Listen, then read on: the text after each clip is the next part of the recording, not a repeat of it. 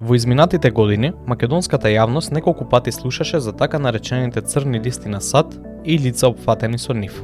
Но, што е муабетот со санкциите на САД, кои популарно се наречени црни листи, кои лица ги опфаќаат и какви се санкциите? Постојат повеќе различни санкции кои ги спроведува САД, како алатки за унапредување на нивната надворешна политика и целите за национална безбедност, односно секторски санкции, санкции кон други земји, глобалниот акт Магнитски, санкции за контрола на извозот.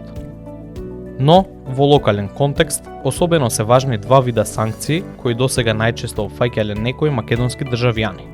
Една од црните листи се санкциите по членот 7031В од Законот за издвојување средства за Стейт Департментот, надворешни операции и поврзани програми на САД.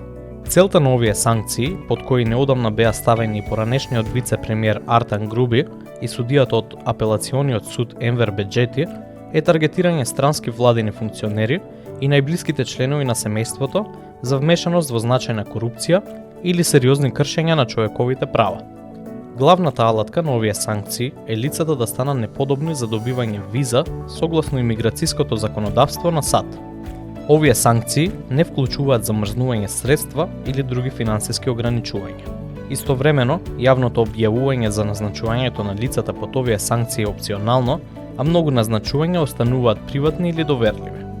Вторите санкции се во рацете на Канцеларијата за контрола на странски средства, ОФАЦ, при Министерството за финансии на САД и регулирани со различни закони, вклучувајќи го Законот за меѓународни економски овластувања при вонредни состојби и глобалниот акт Магнитски.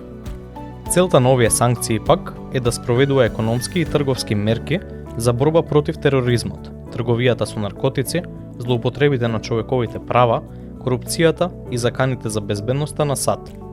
Главните алатки на овие санкции се замрзнување средства и забрана за финансиски трансакции. Санкциите таргетираат физички и правни лица, сектори или држави. Почитувањето на санкциите е задолжително за сите државјани на САД и бизниси низ светот.